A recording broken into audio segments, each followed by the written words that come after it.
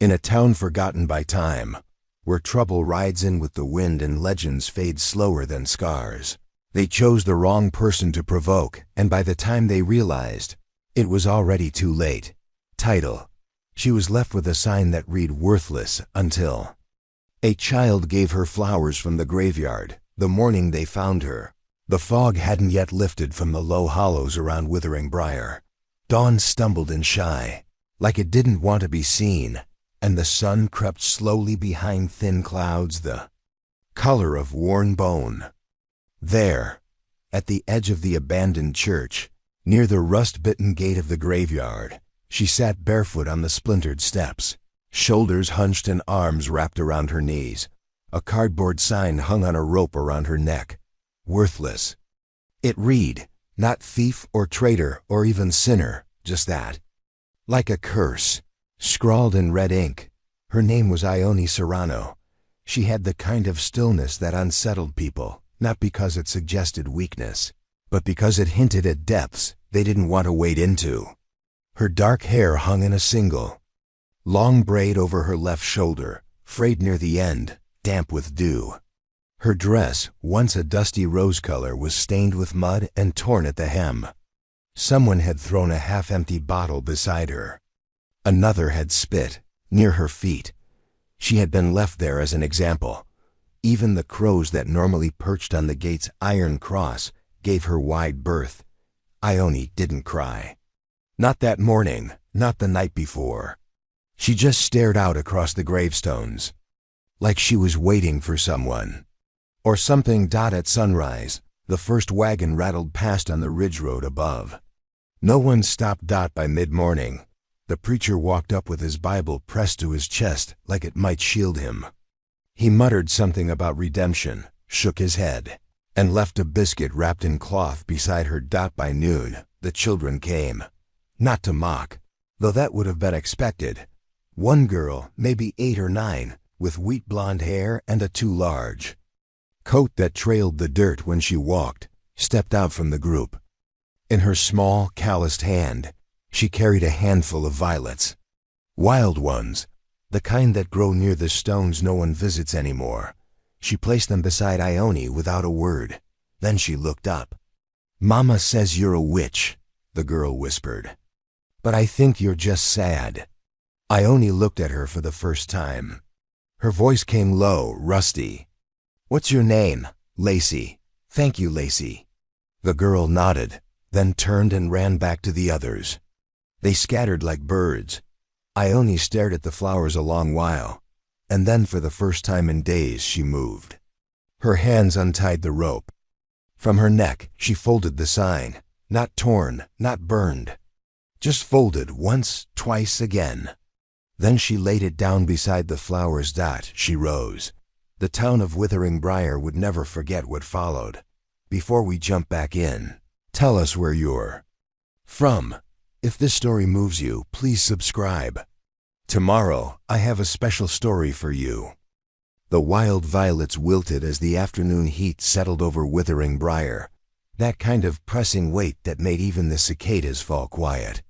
Ione Serrano walked barefoot past the crumbling grave markers, each step pulling her back into herself, out of the fog of humiliation and toward something far older, far harder, buried deep beneath the pain. She didn't know where she was going, not really. But the folds of memory had begun to stir, and the girl with the violets, Lacey, had stirred something even more dangerous. Resolve. The town hadn't changed since she'd been forced to leave. The church still leaned with rot. The one-room schoolhouse's windows remained shuttered, as if they'd always been afraid of light.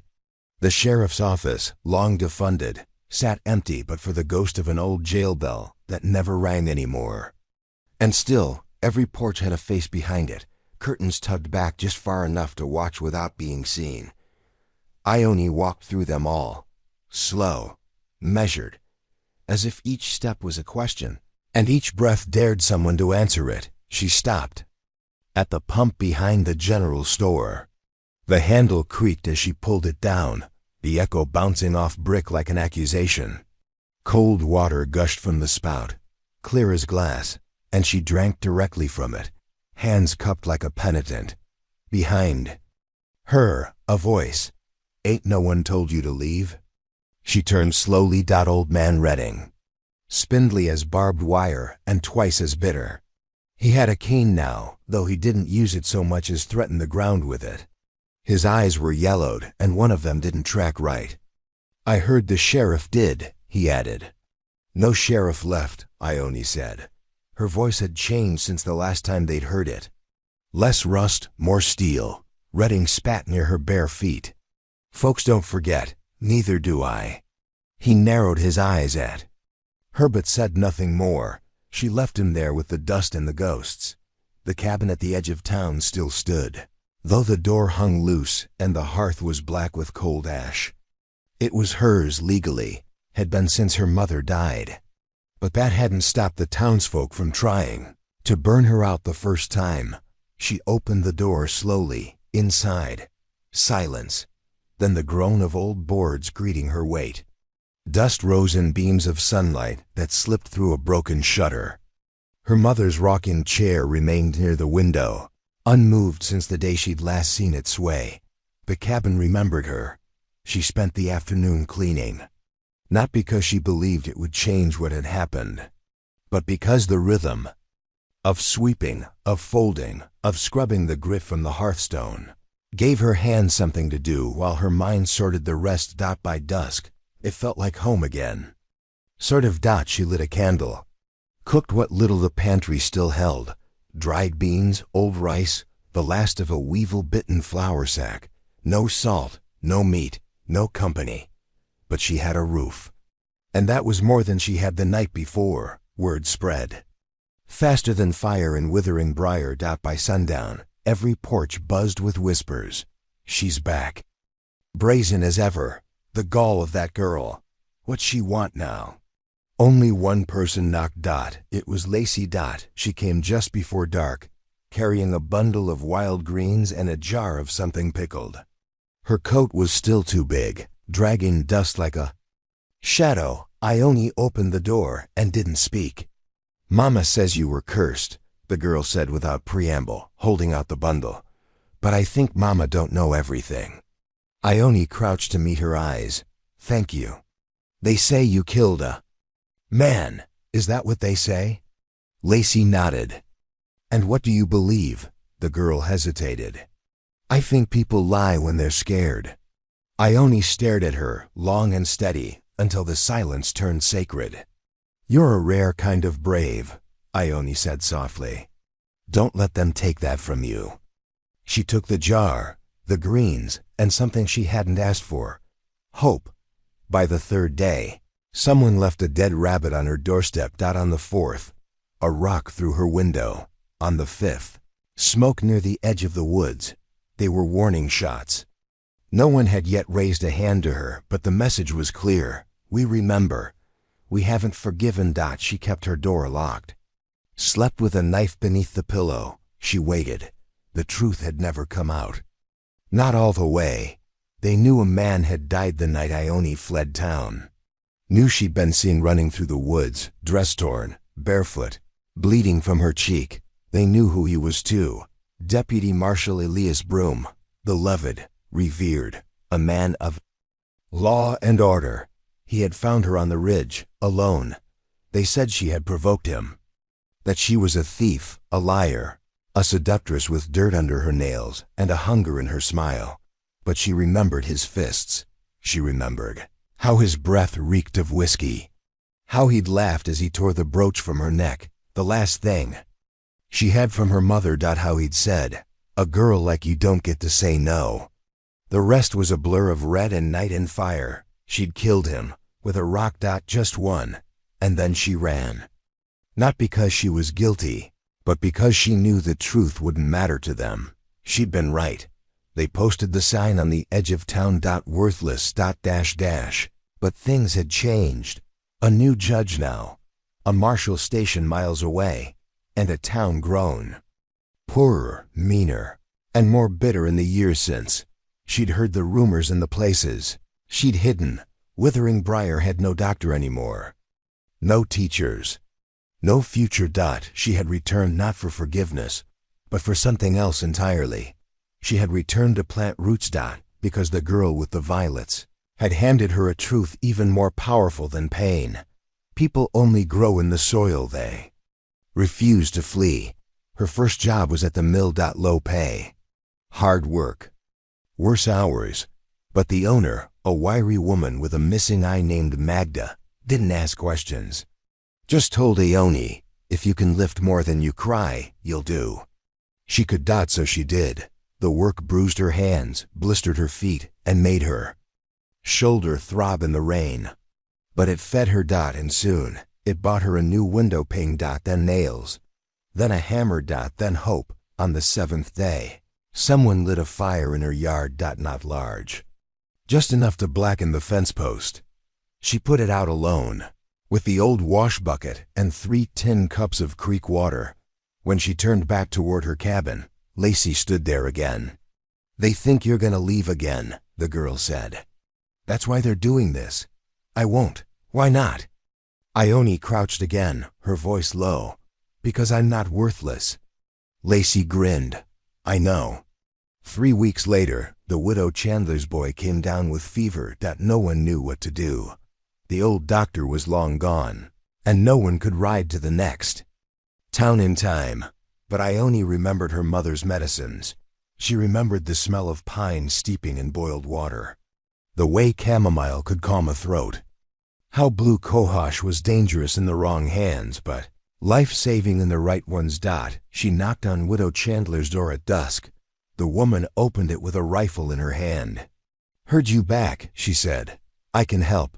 Chandler's eyes narrowed. Last time someone said that, I buried my husband. Then don't trust me, Ione said. Just watch. She saved the boy. 2 nights later, Chandler brought over a pie, didn't say a word, just left it on the steps. When the preacher's wife slipped and cracked her ankle, Ione set the bone. When the mill hand collapsed from sunstroke, she brewed a tea that brought him back. She charged no coin, took only what they could spare, a bar of soap, half a loaf, a coil of thread. And slowly, Withering Briar began to look her in the eye again. Not kindly, not all of them, but not with spit either. And then one day, a shadow returned. A man rode into town with a silver badge and a crooked grin. He wore Broom's old hat. He asked questions. He knocked on Ione's door after midnight, and she opened it with a calm in her eyes that hadn't been there years ago. He looked her up and down, grinned. Well, he said, aren't you a mystery? Her hand was on the doorframe, the knife was in the drawer, but her voice? Still steel. I'm no mystery, she said. I'm the answer. Then she shut the door, and behind it, she didn't flinch, because when the sun rose, she'd be waiting. And when the people asked what she was made of, they'd already know. Wild violets. In truth, and grit. And roots deep enough to crack stone. The morning after the man in the crooked grin knocked on her door, Ione stepped outside before sunrise. The frost clung low to the grass, biting her bare toes, but she barely felt it. Her eyes scanned the horizon like someone reading a language no one else could see. She had slept, but only barely, not from fear, but from calculation. She had heard the way his voice curled around each syllable. He wasn't just asking questions, he was waiting. She boiled chicory and pine bark, drank it bitter, and watched the crows circle over the dead oak near the ridge. By noon, everyone would know he was Marshal Whit Keene. Everyone would whisper that he was the kind of law that bent to the highest bidder. And everyone would wonder what he wanted with her, but she already knew.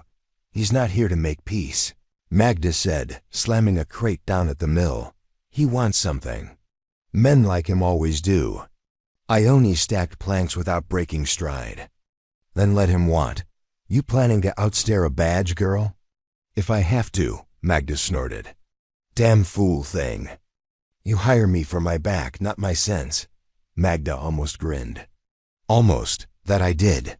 By nightfall, Whit Keene had set up camp beside the old preacher's well, not in a room, not in the saloon, outside, like a dog pissing on a tree, Ione thought. He made his presence known with campfire songs sung off-key and laughter that didn't reach his eyes. He played cards with himself, sipped from a silver flask, and spoke to the shadows like they owed him a debt. He was staking a claim on what Ione wasn't sure yet, but she meant to find out. Lacey appeared the next morning with a bruised lip. Who? Ione asked. The girl wouldn't say. Just sat at Ione's table, clutching her tea and staring at the floor. You want me to go see them? Lacey didn't speak. Ione reached for the rag and dipped it in cool water. Pressed it gently to the kingly girl's face. They think you're making people forget, Lacey mumbled. Forget what? That they're scared. That night, she walked past Keen's camp. He was sharpening a knife against a whetstone, real slow. Evening, he said. Marshall, funny thing about this place, he said, not looking up. You can smell secrets in the air, like rot or old blood. He paused. Folks tell tales, but they don't tell the same one twice. You notice that? I did. Yours especially. Some say you were cornered. Others say you lured Broom out there. They all say something. He glanced up. You saying they're all layers? I'm saying none of them were there. He smiled.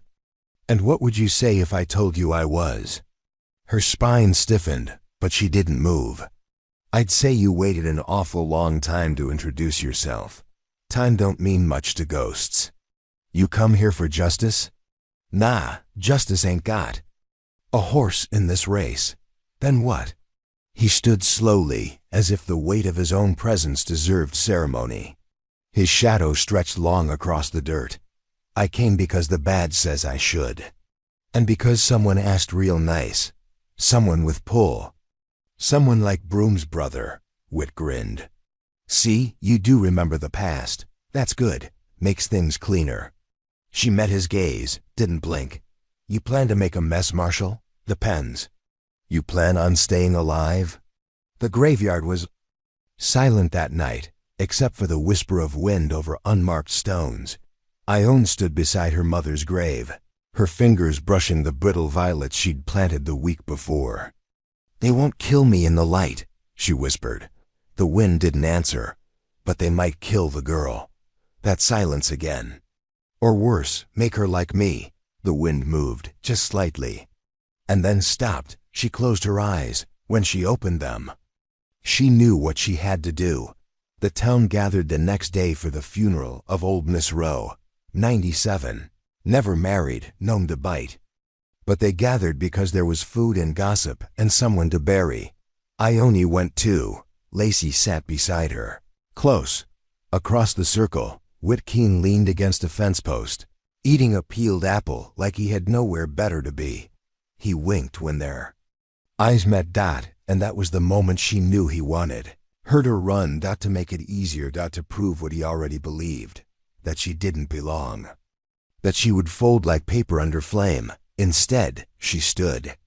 Before the preacher speaks, she said, voice carrying over the quiet, I want to say something. The heads turned. A ripple of discomfort spread. She stepped forward. Miss Rowe once slapped me for stealing a peach. I deserved it. It was a good peach. Scattered chuckles.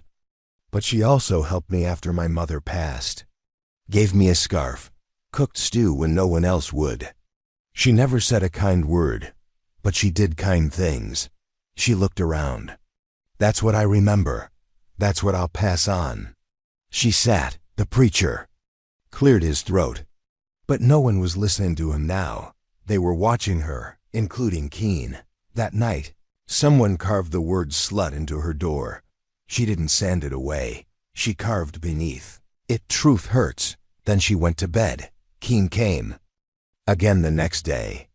No more smiles. You planning on dying slow? Or should I hurry it? Neither. You know what Broom's brother offered me? A ranch in Texas, land, gold. And what's my life worth to you? Less than the boots I'm wearing. But the law says I gotta offer terms, so here's the deal. Leave by sundown. Walk away. I don't chase. And if I don't, then I bring you in. Dead or bruised, that a lawman talking, or a hired blade? He stepped close, both. She sent Lacey away, told her to stay with Widow Chandler until it was over. What if he hurts you? Then I'll bleed standing. I don't want you to go, Ione knelt. You gave me violets when the world gave me a sign. I owe you more than tears. I owe you truth. Sundown came like a sigh. The saloon emptied. The porches filled. The mill shut down. Ione stood in the middle of the street. Barefoot. Wood Keen came with boots polished and pistol ready. Last chance. I'm still here. He drew. So did she. 2 shots. 2 echoes. Then stillness. Keen staggered back. Looked down. Blood bloomed like ink. You. She didn't answer. He dropped to one knee. How? You aimed for my head. I aimed for your hand. He looked down. His pistol lay several feet away. Fingers ruined. I don't kill men unless I must, she said. But I remember the past too. He collapsed. She turned, faced the town. I'm still here. No one clapped, but no one looked away. Later, when the doctor came from 3 towns over, he declared Keen lucky to be alive. That he'd likely never draw again. They sent him out the next morning. In the afternoon, the word painted on her door was gone, replaced by another. Healer. She stared at it a long while, then lit a candle. And in the quiet, she finally let herself cry. Not from pain, but from relief. And somewhere on the wind, a child laughed. The violets would bloom again, and this time they wouldn't wilt, not while she still stood. The violets by her mother's grave bloomed twice that week. No one noticed the first time, but the second, after the marshal had been sent packing, and the dust had settled on the street where death nearly made its home again, the townspeople began to look at Ione Serrano like she might be more than just a woman with secrets. More than a relic of old rumors and whispered sins. Maybe, just maybe, she was something closer to a cornerstone. Lacey returned the following morning, dragging behind her a basket of greens and fresh eggs. Mama says I can help you now, she said. That? She said you saved a man without killing him. Said that makes you a rare kind of dangerous. Ione smiled. Did she say I make good stew? She said that too, but not in a nice tone. They laughed together, not loud, but with ease. And it settled into the quiet like roots finding soil. The town was changing. Not fast, but enough. Word had spread that the healer in the cabin didn't take coin but would trade for good bread, thread, or a morning's labor. That she treated old man Redding's arthritis with honey balm, and Widow Chandler's insomnia with mullein smoke.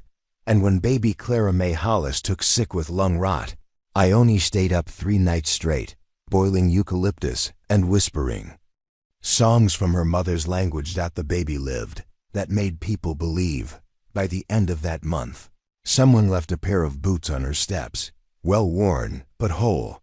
A note inside, walk easy. No name, she wore them anyway. Then came the letter. It was sealed with wax, pressed with a badge mark. From Broom's brother, not a threat, a promise. Justice hasn't forgotten. Neither have I. There will be consequences. That night she buried the letter beneath the violets. She did not burn it. Some things deserve the grave. 2 days later, strangers rode into town, 5 of them. All clean shirts and hard eyes. They didn't go to the saloon. Didn't buy supplies. They asked questions, and they watched her cabin from the ridge. They're waiting for you to slip, Magda said. I know. You gonna? No, Magda crossed her arms. I got a cousin used to ride with the Rangers. Taught me to shoot before I could spell my own name. You need steel in your corner. I lend you mine. I appreciate that. Good, because I already set snares around your garden. If one of those bastards tries to crawl in, they'll lose a toe. Ione didn't smile, but her eyes softened. The strangers stayed 3 nights. On the 4th, they vanished. Nothing stolen. Nothing burned. But the silence they left behind was heavier than ashes. Then the preacher died, not from violence. Just. Age. It rained the morning they buried him. Ione stood at the back of the gathering, holding Lacey's hand. No one asked her to speak. She did anyway. He married my parents. Heads turned. I was 6. I wore yellow. My mother had flowers in her braid. And he made her laugh. More turned. He once gave me a Bible with pages so thin, I was scared to breathe on it. Told me that faith wasn't about the pages, but what you carried between them. She looked at the grave. I never stopped carrying it. She stepped back into the rain. No umbrella. No shelter. Only weight. And peace. That night, someone lit candles on her steps. 12 of them. No notes. Just light. A town's thank you. Summer. Came early that year. The kind that dries creek beds and makes dogs howl at night. Work slowed. Tempers rose, and in that heat, truth tends to rise like blisters. The Hollis boy confessed one night, drunk at the mill. She didn't lie about Broom, about what he did. We all knew. He broke down before he finished. Ione heard about it from Magda. You want me to hit him with a shovel? No. Why not? Because he's bleeding the only way he knows how. The next week, the town voted to rebuild the schoolhouse. Magda nominated Ione for the council. She ain't never lied to us, Magda said, arms crossed. And she's got more spine than the rest of us put together. The vote passed. Then one afternoon, a boy came running from the western hills. Bandits, he cried. They're coming. 3 days out, maybe less. People panicked, locked doors, hid money. But Ione. She started boiling water, preparing bandages. You expecting a war? Chandler asked. No, Ione said. I'm expecting wounds. They came on the second night. 6 men. Guns. Drawn. Faces wrapped in cloth. They fired into the air. Demanded coin. Magda answered with buckshot. Chandler took one in the shoulder but kept firing. And Ione. She dragged the wounded to safety, bound them, stitched them, shown us, touched them, stitched them, took one in the shoulder but kept firing. And Ione. She dragged the wounded to safety, bound them, stitched them, sang old songs when dawn broke. The town had bled, but it had not bowed. They buried 2 that morning. The youngest was 14. Ione sat with the mother, held her hand. And when the woman sobbed, Why him? Ione answered, because good doesn't stop bullets, but it catches them. The governor sent a letter, commended the town for bravery, promised supplies, mentioned Ione by name. Miss Ione Serrano, for acts of courage and compassion in the face of lawless violence. The newspaper printed it in ink. Healer defends town. The sign on her cabin changed again. This time, just one word, hope, and still she worked. She treated burns, set bones, delivered babies. And every evening, she watered the violets. Lacey brought more flowers now. So did others. The graveyard became a garden, not because it was less sad, but because sadness deserves beauty too. That fall, she stood in the schoolhouse's doorway, watching children run. Lacey waved. Ione waved back. Behind her, the town buzzed, building, mending, becoming. And inside her. The sign still hung folded in a drawer. Worthless. She kept it not out of shame, but to remember that healing takes time, and some scars need a name. But none of them need to define you. Outside, wind rustled dry leaves across the steps. Inside, she placed another flower in the vase. And smiled, because the woman they once left behind. Go was now the reason they stayed. The wind shifted in withering briar. Not a storm, not a chill, something quieter, more permanent. A stillness that felt like soil after harvest. A pause before new seeds took hold. It had been nearly 2 years since Ione Serrano was left with a sign around her neck and violets at her feet. Since then, her name had spread further than the broken fence lines of the town that once cursed her. They called her the Violet Healer now. Stories trickled down the trail like creeks, running through shale. That she could bring breath back to a newborn, not yet crying. That her tea saved a mayor's wife and devils. Hollow, that her voice could still a madman's heart. She ignored the tailies, but she couldn't ignore the knock on her door. It came at dawn. 3. Hard raps, not the kind that begged. The kind that demanded. Lacey stirred from the cot in the corner. She was 15 now, taller, sharper, always listening. You expecting anyone? She whispered. Never. Ione pulled the door open slow. The man outside wore navy blue. Crisp, gold buttons. No dust on his boots. Government. He didn't smile. Miss Serrano? Depends who's asking. My name is Agent Alaric Thorne, Department of Settlement Oversight. She stared. That's not a real thing. It is now. Alaric Thorne sat at her kitchen table like a crow that had picked its perch. He laid out his badge, his papers, his map. And then he began. Your reputation's grown faster than this county. People are talking. Territories are noticing. So? The government wants you. To do what?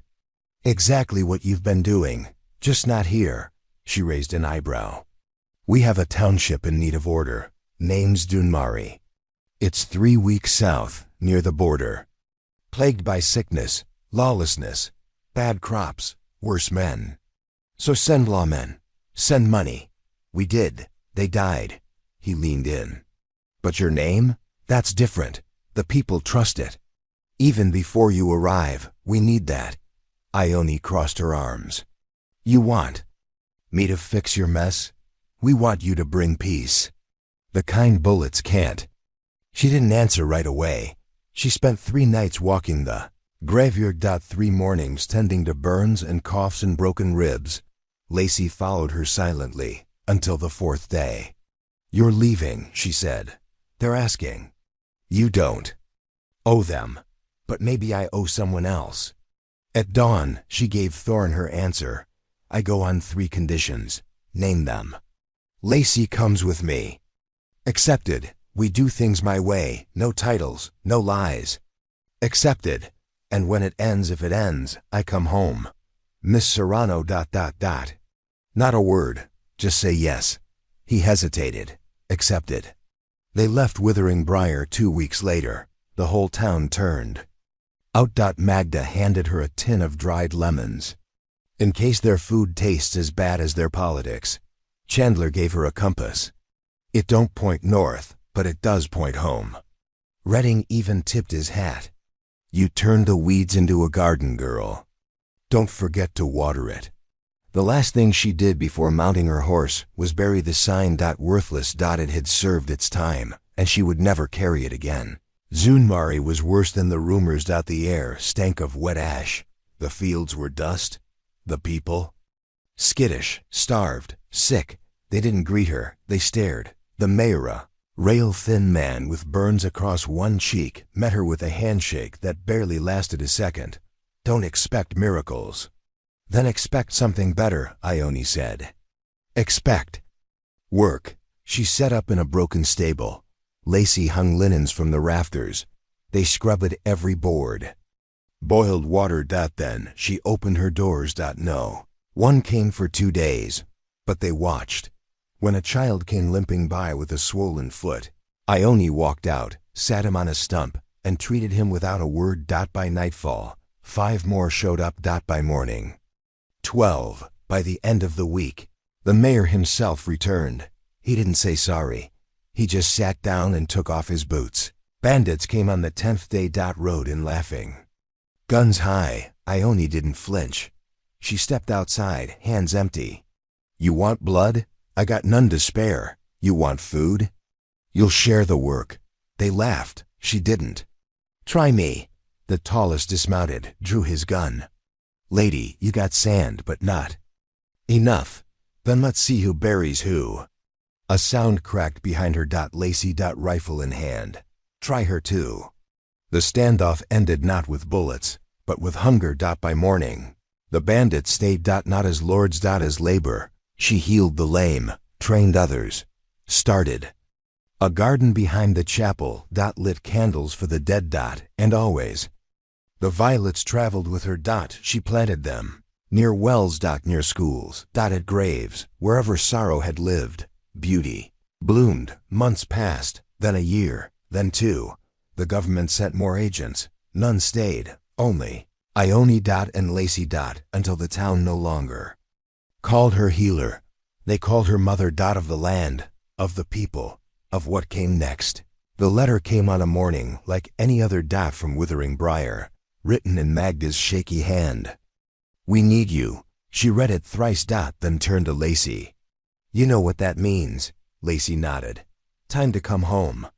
They left Dún Mhairi with candles lit across every windows. I lull. Behind them, children sang. Ahead the road stretched long, but not lonely, because when Ione Serrano walked now, she carried no sign, only violets, and the kind of truth that never withers. Autumn came to Withering Briar like a sigh through worn wood, soft, breathy, and almost apologetic. The leaves fell in handfuls from the twisted ash trees near the schoolhouse, drifting like regrets. Smoke from the chimneys curled high into the sharp sky, and in the distance, the hills had already taken on that dying gold that warned winter was coming. And yet, Ione Serrano stood taller than ever. Each morning she raked the frost from her steps. Not because she feared slipping, but because routine had always been her quiet revolution. Each night, she pressed a flower between parchment in her ledger, the same one she'd once used to track supplies, now filled with pressed petals and the names of those who'd come to her in need. It had become a book of stories, a book of living. Lacey, now nearly 16, had taken to calling it the Violet Ledger. One day, she said, brushing Ione's hair in the kitchen, they'll print it. And little girls in places like Dún Mhairi will read about you instead of queens. And saints, Ione smiled. Saints make bad examples. They never made mistakes. You didn't make mistakes. I made every one worth making. Then came the letter, different than the others. No badge seal. No government mark. Just torn parchment. Smeared ink. It read, she's alive, the girl who gave you flowers, but she's not safe. They took her. There was no signature, but Ione didn't need one, because Lacey wasn't home. Panic was a luxury. Ione couldn't afford. She gathered what she always did. 2 knives, a packet of herbs, her mother's pendant. Then she stepped outside. Magda was already there. Figured you'd need a horse. Where would I go? Magda handed over a crumpled map. That ink came from inkweeds. Only one place around here those grow. Eastern Gorge. Abandoned ranch called Falcon Ridge. You've been there? Once, never twice. Falcon Ridge had been empty for years. Once a copper mine, then a gang hideout. Now a ruin. But as Ione crested the ridge, she saw something new. Tracks, boots, wagons and smoke. She dismounted at the tree line. Waited. Listened. Crickets. A kettle boiling. A scream. Muffled. Not Lacey's voice, but young. Female. And afraid. She slipped in under cover of dusk. The old barns had been turned into cages. 3 girls. No older than 10. Bruised. Cold. One had a violet in her pocket. Ione blinked back, the heat in her eyes, then crept deeper. Past the forge, past the collapsed, untuft until she found her.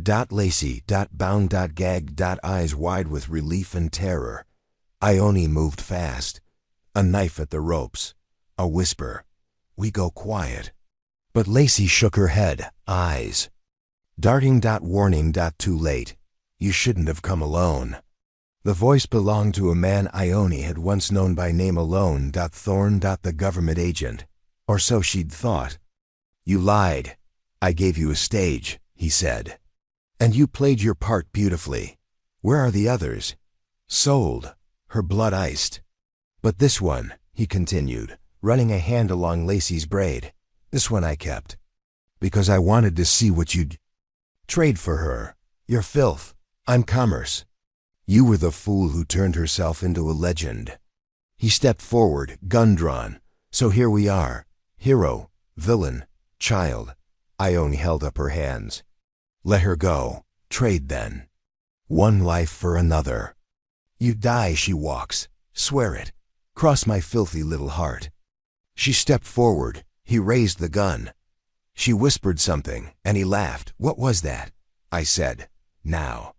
From the rafters, a boot drop. Magda. Rifle in hand. Boom. Thorn went down screaming. Bullet through his shoulder. Lacey kicked the gun away. Ione punched him once. Just once, but it was enough. The ride home was silent until Lacey asked, You would have done it, wouldn't you? What? Traded yourself? Ione looked at her. No. I would have burned the world down first. They brought the girls back. The town rallied. Justice this time came swift, not by bullet, but by truth. Testimonies, trials, names, exposed. Falcon Ridge became a symbol. Not of loss, but of resistance. The cabin once more filled with violets. Not for mourning. For memory. And Lacey. She began writing the violet ledger herself. In case, she said, someone ever forgets. Ione didn't say anything. She didn't need to, because the silence spoke the rest. A silence full of lives saved, battles survived, and flowers that never stopped blooming, even when the wind tried to steal them. Winter did not sneak into Withering Briar that year. It roared in. The first snow came early, lashing sideways against windows and piling heavy across the eaves like a warning.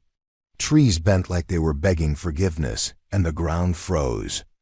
Hard enough to crack hooves, but the violets in the graveyard still held. Tiny. Bright. Unbothered. And so did Ione Serrano. Inside the cabin, warmth flickered from the hearth where she and Lacey had dried wet boots, boiled broth, and told each other stories of what they would become. Lacey, now 16 and taller than Ione by a whisper, read aloud from the violet ledger each night. Names. Dates. Miracles. Small and large, but one name they hadn't spoken in some time. Thorn. Until now. The letter arrived tucked into a wool sack of potatoes from Hollow Ridge. No return, only one line. He didn't die. It was written in a woman's hand, slanted, precise. Lacey read it twice, then looked at Ione. You sure it's real? I'm sure it doesn't matter. You're not scared? Ione touched the pendant at her throat. I stopped being scared when they took you. By spring, rumors reached Withering Briar. A healer gone missing from Thornhook. A preacher burned alive in Cross Bend. And in the east, a man calling himself the Cure. He wore gloves. He never smiled. He offered redemption to the sick, salvation to the desperate, and death to those who questioned him. His banner bore a single symbol, a violet. It's him, Lacey said one night pacing. We don't know that. You don't believe in coincidence. No, I believe in warning signs, and this one is loud. Magda rode into town the next week. She looked older, wearier. Scar on her jaw, gun on her hip. Saw what they did in Crossbend. Nuns, kids, lit the chapel like it was firewood. And they left a flower on every doorstep. Ione stared into the fire. He's trying to bury me in my own story. What do we do? Magda asked. Ione stood. We remind him who wrote it. They traveled west. Not alone. Magda, Lacey, 3 ranch hands. A schoolteacher who could shoot straighter than most. 10 in all. A wagon of supplies. And 1 book. The violet ledger. Ione carried it strapped to her back. Not for show. For testimony. Each name written in it mattered, and she meant to keep it that way. Thornhook was quiet when they arrived. Too quiet. No livestock. No laughter. Only smoke curling from chimneys and eyes peeking through slats. The town square bore a statue made from bones. At its base, someone had etched in soot, "The cure comes for all." They found the healer's wagon overturned. Blood dried black against the wheel. No. Bodies. Only violets. Pressed into each window. Pinned to every door. Like a signature. Like a promise. They stayed one night. Lacey posted watch. Ione stitched a boy's cheek where the skin had split from cold and fear. She left no charge. "Why are you doing this?" he asked. "Because kindness isn't a war tactic," she said. "It's a declaration." By the third town, the stories grew clearer. A man with pale eyes and a preacher's tongue. A following of orphans and broken men. He spoke. Of rot, of pestilence. Of burning the old to seed the new. And always the flower followed. "He wants to be you," Lacey whispered. "No," Ione said. "He wants to erase me." It was in a village called Selverin that they finally saw him. He walked the center. Street barefoot. Clothed in white. Flanked by 24 followers, each wearing violet-stained sashes. He paused at the well. Turned. And smiled, not with warmth. With recognition. "The shadow returns," he called. Ione stepped forward. "You stole my name. I borrowed it. Upgraded it. You used it to slaughter. I used it to awaken." She held up the ledger. "These people are sheep. You gave them flowers. I give them freedom." "Freedom from what?" He smiled wider. "From pain. From choice." Lacey unslung her rifle, but Ione raised a hand. "No, why not?" "Because we don't become them to defeat them." That night, he sent her a message, a torn page from the violet ledger, her mother's name, burned halfway through. They followed him for weeks, from camp to chapel. From village to valley. Always one step behind, until a woman met them in the desert. Eyes blind, hands blistered. "He waits in the ruins," she said, "where the sun never reaches." "Why tell me?" "Because my daughter believed in violets." She handed over a single bloom, still alive. "Make him see." The ruins were old, older than maps, carved into a canyon. No birds. No echoes. Just silence. And him, waiting. "I knew you'd come." "Not for you," Ione said. "For them." "Then let's end it." He drew a blade. Ione did not flinch. She dropped the ledger, stepped between the stones, and said, "Let them see what you really are." What followed wasn't a duel. It wasn't revenge. It was revelation. He struck first, but not fast enough. She cut. His sash exposed the brand beneath. Not a healer. A killer. A fraud who twisted her symbol to mask. His rot. She didn't kill him. The people did. Not with weapons. But with words. They turned. Walked. Away. One by one, leaving him in the dust he'd sown. She picked up the ledger, turned to the back, and wrote one more name. Thorn. Crossed out. Then, underlined, truth. They returned to withering. Briar in spring. The violets were already blooming.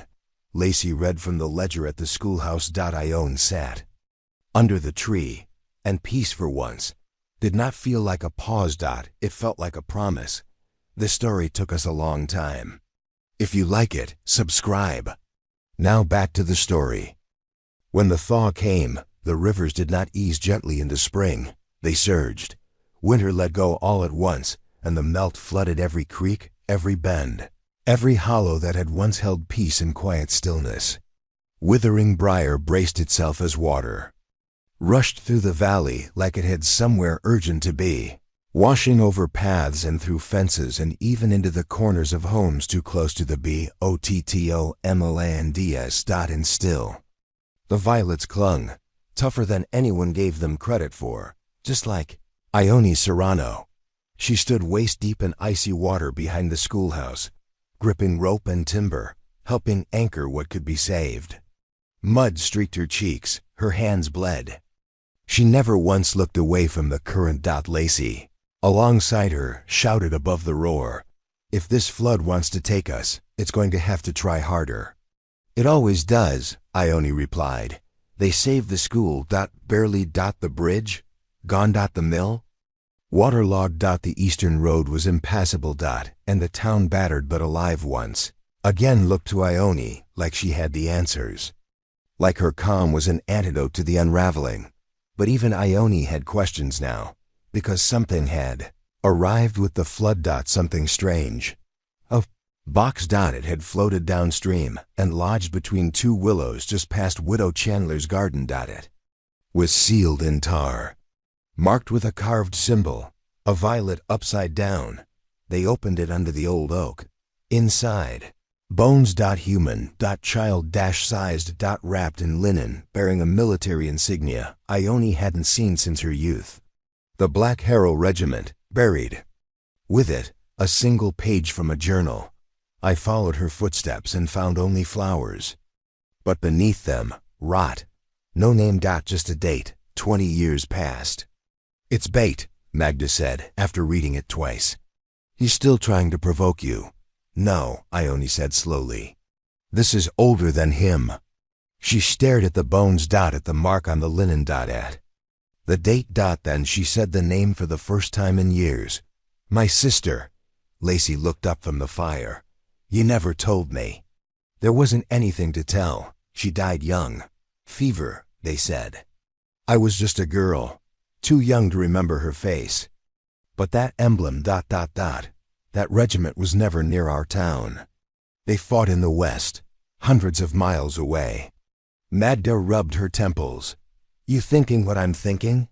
I think, Ione said, voice low. We've been asking the wrong questions about my past.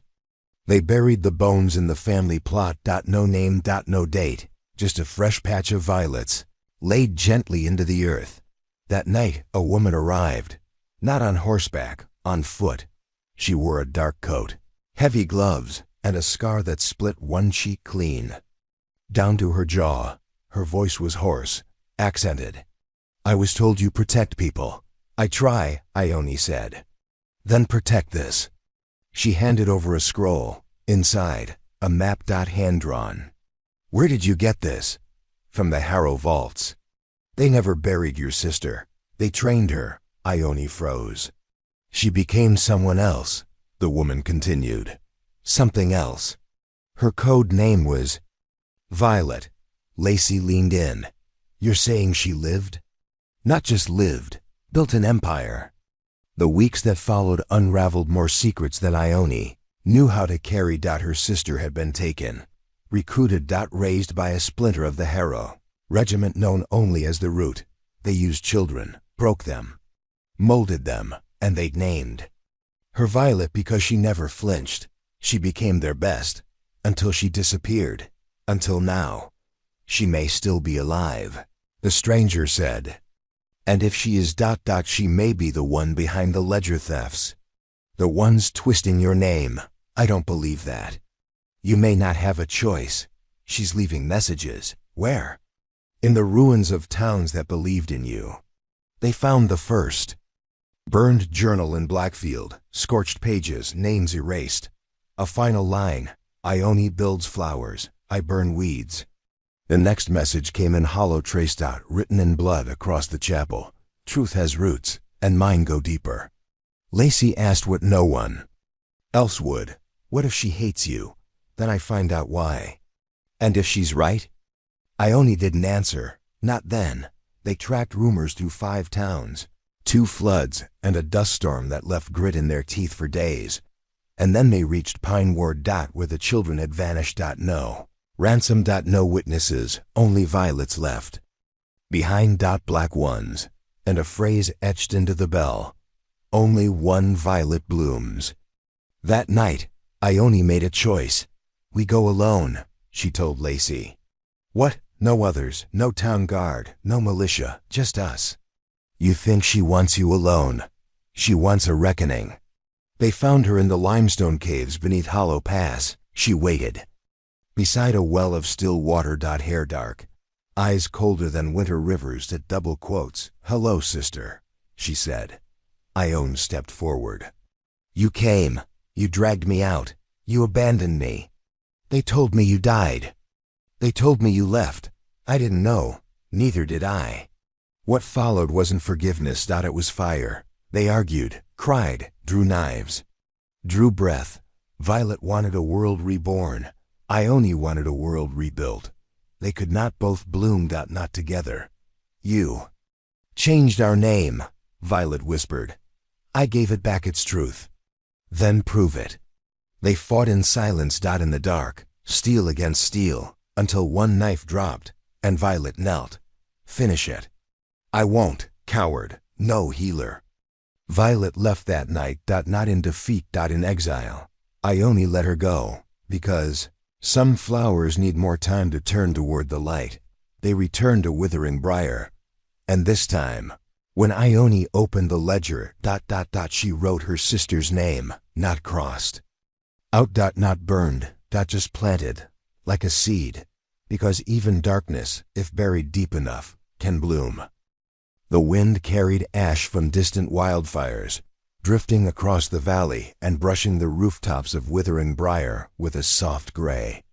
The sky held a permanent bruise, the sun a muted ember behind layers of smoke, but life went on. Children still chased each other through the schoolyard, their laughter sharp against the haze. The miller ground grain, sending flour dust dancing in square shafts of light. And every morning, Ione Serrano poured water into the violet box where her sister's seed had been buried, whispering gratitude for rain she knew might never come.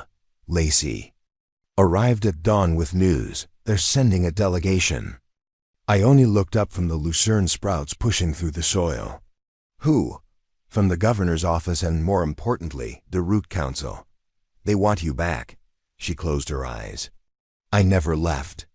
The delegation rode in on horseback like hawks, descending on carrion.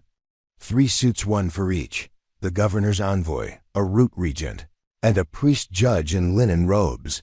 They disembarked in the square and studied the town as if it were a museum exhibit. Dust on their boots, perfume on their collars. Mayor Chandler greeted them with stiff politeness. Magda hovered behind him, arms crossed. The regent, tall, hawk-nosed, stepped forward.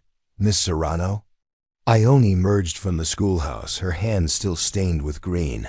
That would be me. We come bearing an invitation, he said, bowing slightly. Your invitation, she held up a hand, carries 1,000 unspoken conditions. He inclined his head once, curtly. Speak your terms. They met in the saloon, now repurposed as a council hall. Sunlight through high windows shimmered off a patch of broken floorboards. They spoke first of rebuilding lands damaged by flood and fire, of military aid to guard against bandits, of funds to expand the schoolhouse. But Ione waited until the regent spoke the word. The ledger. Ione stared at the leather-bound book on the table, 1,000 names. Scores of villages, pages born of grief and gratitude. It belongs to the people, she said. And to the crown, the regent said. We wish to copy it, preserve it, create a sanitized version. So history becomes legend. The envoy from the governor's office, a portly man with a plumed hat, cleared his throat. We also have concerns about security, about rumors of treasonous gatherings, about whispers of dissent fueled by ... your ledger. Magda muttered beside Ione. They want control. Ione waited for the priest judge to speak. He nodded once. We'd also ask that you offer atonement to the root for past missteps. You mean abandoning my sister? Ione asked softly. He blinked. That happened long ago, Miss Serrano. But reconciliation requires sacrifice. Sacrifice? A public renunciation. Perhaps a symbolic surrender of that which inspires rebellion. Ione rose. Let me be clear. I stand here as a sister, a healer, a citizen of this valley. I will not bow to legends made for kings. I will not trade my sister's story for your politics. And I will not let the ledger become propaganda. The regent's eyes narrowed. You're refusing? I'm reminding you that violets grow wild, not in cages. Tension crackled like static in the air. The envoy shifted. Perhaps a compromise? Perhaps you leave us to our own peace. Magda leaned forward, or we guard it ourselves. The priest judge tapped his staff. Violence? Defense, Magda said. She flashed a grin that showed no teeth. We've had practice. They left with huffs and threats. They left Ione with a warning. Legends are dangerous when they're uncontainable. She closed the door behind them. Lacey handed her a violet. Your terms. Ione held it to her chest. That night, a festival began. Not for the townspeople, but for the ledger. Children carved leaves into candles. Women wove bracelets of violet thread. Magda drummed a rhythm that sounded like hearts. Ione stepped into the square. Lacey beside her. Violet petals rained down from balconies and roofs. The regent might have returned with soldiers, but instead, he watched from the ridge, silent, at midnight. Ione spoke. This book is not for kings, not for courts, not for those who fear its truth. It belongs here, to the people. She opened the ledger and pulled out the final page blank, waiting. Who here has a name to add? She asked. One by one, people stepped forward. An old carpenter who'd mended her porch, a teacher whose schoolhouse she saved, the mayor who once doubted her. They each wrote a line, their name, a date, a story of kindness. The blank page filled with ink until the ledger was no longer hers. It was theirs. Their history, their promise. In the hush that followed, Lacey brushed Ione's hair. They did it. They did. Ione closed the ledger. Let them keep it safe. She turned to the regent, who had come down from the ridge, cloak swirling. The ledger stays here. And your authority? He asked. Ione smiled. You may govern a kingdom, but you cannot govern a story. He bowed once. Spring broke the valley into bloom. Rivers ran clear. Hearth fires became optional. And violets? They carpeted the graveyard. Not as a sign, but as a testament that when you plant truth, it grows.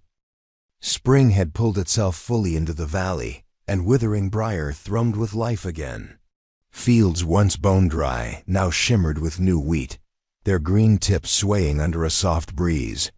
The schoolhouse bell chimed morning after morning, calling children back to lessons on arithmetic and history, their laughter echoing like bells themselves. Ione Serrano had never felt more alive. But peace, as she had learned, was never without its shadows. It began as a whisper, a small flicker of discontent that danced through the underbelly of the town. At first, no one paid attention. A curt nod from the miller when she passed him in the square. A bristled look from the blacksmith as her daughter ran by on errands. But over days, those whispers wove together into rumors. The ledger is too powerful. It stirs dangerous memories. Best to bury the past and plant new seeds. Ione felt them like tremors before an earthquake, faint tremors that shook the ground beneath her hopeful feet. She sat at the window each night, the ledger open before her, its pages a map of her soul and of the valley's own scars and triumphs. She watched the lantern lights pop on in huts and cabins, like fireflies awakening in the dusk. Someone had stolen one of the candles she and Lacey had placed along the riverbank. Someone had slashed the canvas coverings on Magda's new barn. Someone had scrawled the word liar across the mayor's office door. And always, there were violets left behind. Purple petals, fresh above the cut canvas, faded blooms, pressed under loose boards. They were all around, at the edges of market stalls, within the shadows of the church doors, along the hearths of her own cabin. They were speaking her language, the language of flowers, and the message was clear: beware. The next morning, Ione gathered the town council under the oak by the schoolhouse. The dew still glistened on the violet blossoms at her feet. Children scattered around, collecting sticks and stones for a festival yet to come. Women stood in groups, their clothes patterned with the dusty greens of the fields. Men leaned on tools, their brows knit with concern. She spoke quietly, but the hush that fell was absolute. We've built this place together, she began. We've endured floods, fires, raiders, and betrayals. Every test taught us something about kindness, about courage, about roots that dig deep enough to survive the worst storms. She paused, her gaze sweeping the gathering. Now we face another test, one that might be the greatest of all. No one spoke. Our ledger isn't magic, Ione continued. It's a promise. A promise that our stories matter. That the good we do, the kindness we share, it echoes beyond our lifetimes. But promises must be honored, or they turn to dust. The blacksmith's apprentice raised a hand. Miss Serrano, some of us have talked. We wonder if we're better off without such a reminder.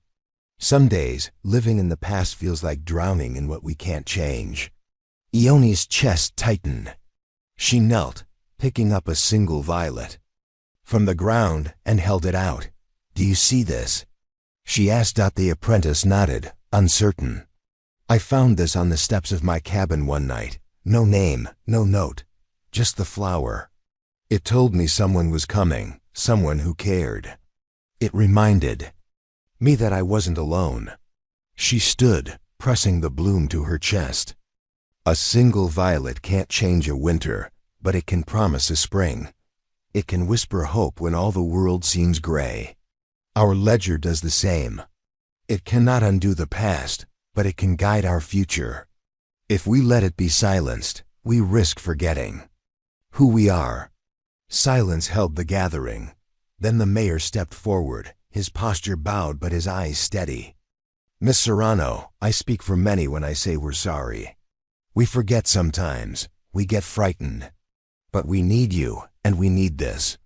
The others murmured agreement. Ione exhaled. It was a small victory, but enough for today. That night, she and Lacey walked the riverbank, candles in hand. The violets along the shore glowed soft in the lantern light. Petals brushed against her boots. The water whispered over stones. Lacey glanced at her. You think it'll hold? Ione watched a blossom float downstream. Hope isn't guaranteed, but it's what we hold on to when nothing else is. They placed candles in glass jars and set them among the flowers. The river caught the light, and for a moment, the world seemed whole. But even as they walked home, a silhouette stood on the ridge, watching, a hat pulled low, a cloak billowing in the breeze, and in hand, a single violet, inverted. Days later, the harp player arrived. No one knew his name. He wandered into town carrying a small wooden harp etched with violet vines. He set himself in front of the saloon doors and began to play. His tune was sorrowful, a melody that pulsed through the air like a heartbeat. People paused, drawn to the notes that spoke of loss and of longing. Even the breeze seemed to hush. When the last note faded, he spoke. I bring news from the east. From the places touched by the ledger, they say their violets have died. Crops are failing, and they know you're to blame. A hush fell heavier than a storm. They curse your name, he said. They burn your stories like dead leaves. Ione stepped forward. Then we go east. Lacey looked at her, eyes wide. No, she whispered. We're not strong enough yet. Ione shook her head. They need us, and we need them. Hope spread too far to be contained here. She turned back to the harp. Player, where do we begin? He plucked a chord and smiled. Follow the violets. They'll lead you. The road east was rough, wagon wheels stuck in gullies, bridges out, rains turned paths to mud. But each night, at the edge of camp, they found violets, fresh blooms. No footprints. As if someone wanted them to follow. On the 6th day, they reached Emberglow, a town encircled by charred husks of trees. Ash on every rooftop. Smoke still drifting from the hollow of 1,000 dead pines. The people there looked hollow too, eyes hollow, voices hollow. And in every doorway, petals, ashen violets. Ione knelt by a collapsed wall and touched a bloom. It crumbled, like a memory. Lacey caught her arm. What does it mean? Ione closed her eyes. It means they're mourning, but not for me, for something deeper. She stood, shoulders straight. We must help them heal. Their first day in Emberglow, they cleared the roads of timber, freed wells, distributed clean water, treated the wounded. People watched at first, like specters at dawn. Then they joined. By nightfall, the scent of fresh violets mingled with pine resin. Hope revived, but the ledger had been taken. Ione discovered it missing from her S.A. to C.A.E.L. Her heart froze. They retraced every step. The carpentry shop. The apothecary. The schoolhouse where they taught children to weave fresh linens. No sign, only a single note scratched on a board. Truth undimmed by shadows. She closed her eyes, breathing slow. They didn't want the book. They wanted what it stands for. Lacey placed a hand on her shoulder. Then we give them that. Ione opened her eyes, violet-stained. Yes, we do. And so, under a sky bruised with smoke, the violet healer stood before the people of Emberglow. She spoke of roots, of storms, of seasons that end so others can begin. She didn't need the ledger. Her words were enough. When dawn broke the next day, the violets were full, vibrant. New shoots sprouted in cracked walls. Smiles bloomed on faces, and the ledger returned. Placed on the steps of the chapel. No pages torn. No ink spilled. Just a single blossom, pressed between two pages. A promise, a reminder, hope unfurled. As they packed to leave, the harp player appeared again. He nodded to Ione. The next town awaits. The ledger must travel. She smiled. And so it shall. She turned to Lacey. Ready? Lacey nodded, determination shining. Let's go tell the next story. And so they did. The road stretched on. Violets led the way, and in their wake, hope grew. The road to Airy Hollow was narrower than any they'd walked. Not in width, but in memory. Here, the violets grew in rows so neat, they might have been planted on purpose, and perhaps they were. Withering Briar's legend had spread far enough to blur the line between truth and tribute. Every traveler they met spoke her name with awe and wariness. She brings peace, one woman said, hitching her cart of dried lavender. But sometimes peace comes after fire. Ione rode ahead, silent. She had barely spoken since Emberglow. The weight of the ledger's theft, even temporarily, had etched itself into her shoulders.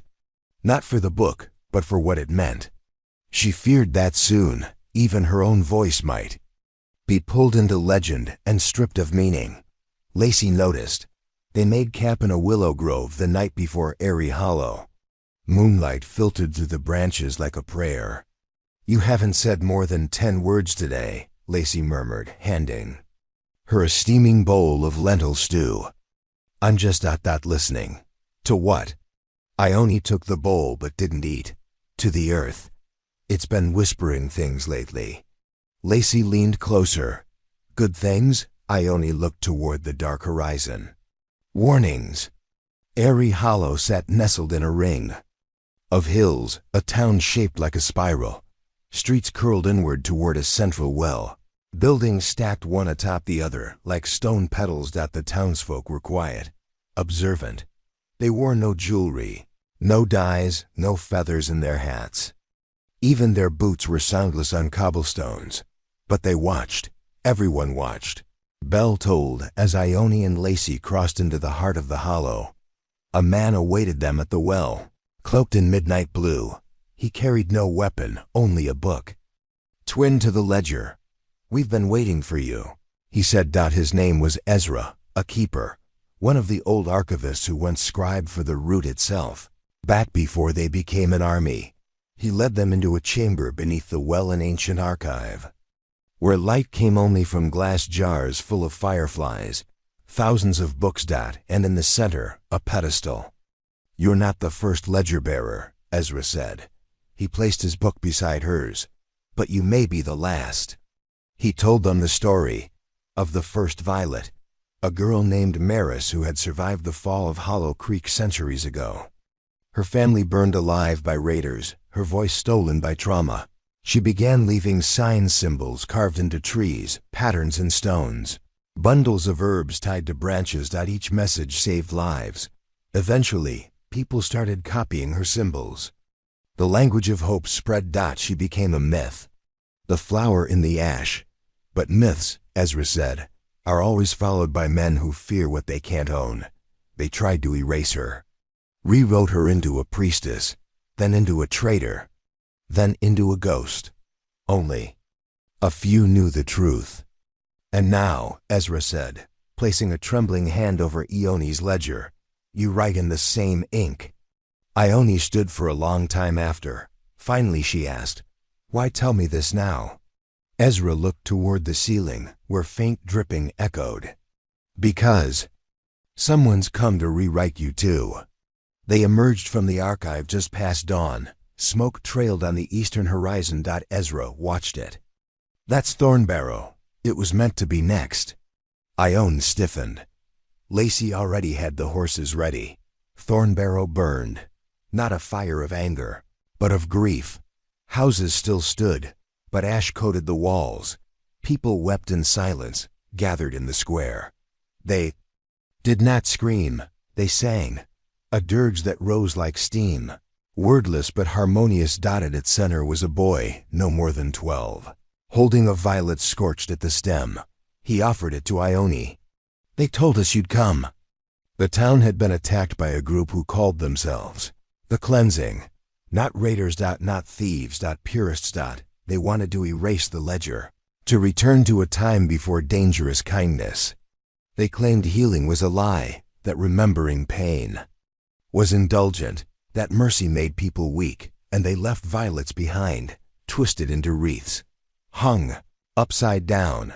Ione knelt and took the boy's flower. Did they hurt you? He shook his head. They just told us stories. Then they left, said the fire would teach us. Ione stared at the blackened violet. It never ends, does it? Lacey laid a hand on her back. No, but neither do we. They stayed 3 days. They rebuilt roofs, treated burns, shared food. The townspeople did not smile easily, but they worked together. And by the 4th morning, violets bloomed again near the well. The harp player returned, silent this time. He placed a map at Ione's feet. It marked a trail leading north. The Cleansing are gathering, Ezra said, having followed them from Aerie Hollow. Not just a few now, 100, maybe more. Then we meet them, Ione said. Ezra looked at her. With weapons? With memory. The valley between Hollow Spire and Nettlecliff was chosen. High ground, narrow pass. A place where sound carried. They arrived first. Set up a long table. Not a barricade. A feast. They prepared stew. Baked bread. Lit lanterns, violets tucked into every bowl. Then they waited.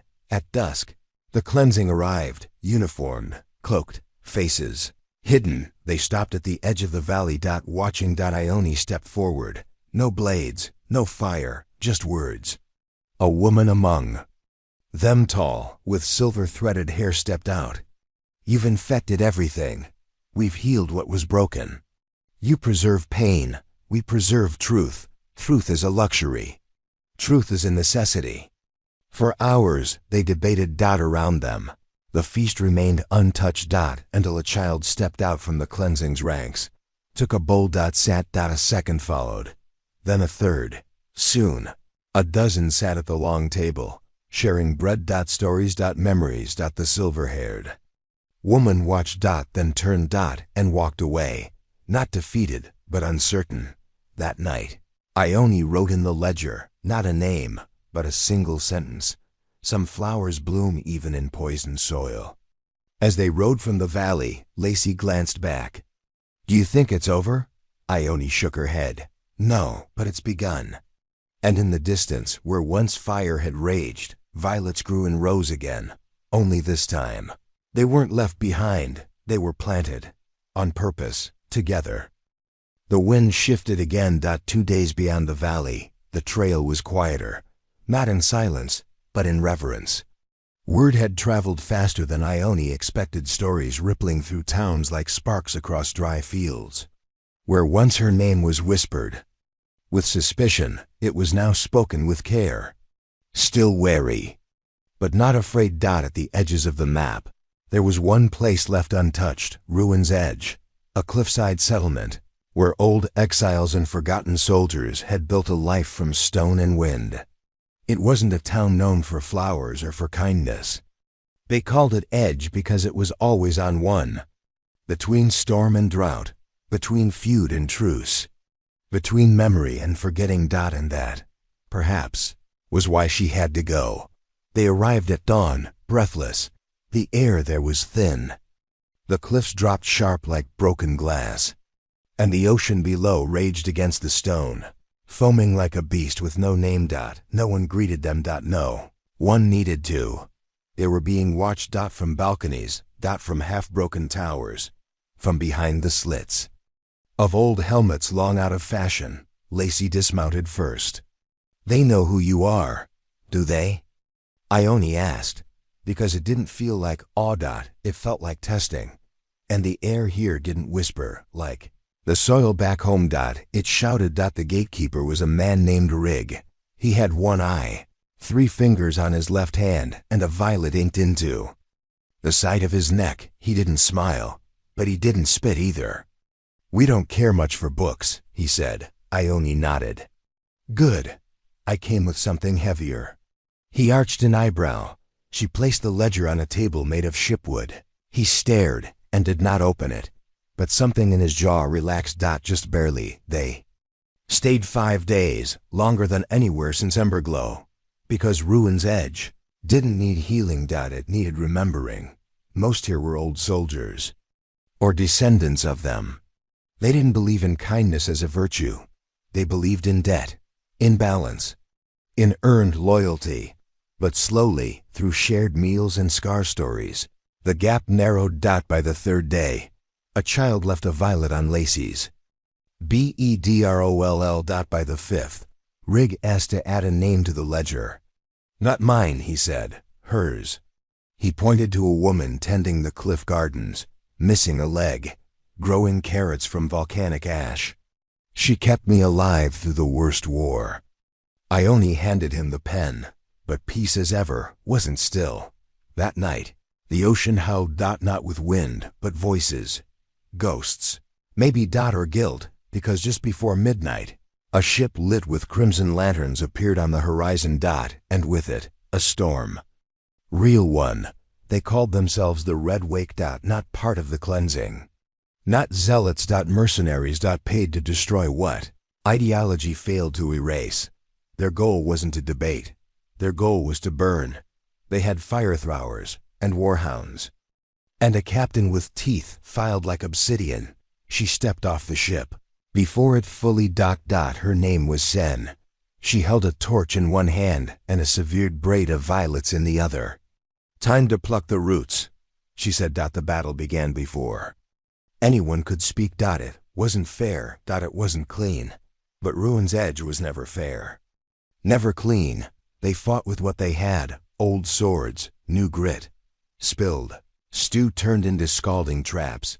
Lacey moved like a ghost, like she had trained for this.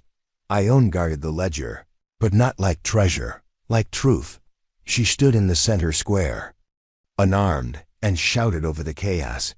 "You can't kill what's already grown." A flame tongue aimed for her face, but a woman with a carrot-stained apron stepped in its way, took the hit, and kept standing. The battle ended in hours. Wake didn't expect resistance, didn't expect unity, didn't expect a town that had already survived a dozen apocalypses. They fled, left only smoke and ash, and blood.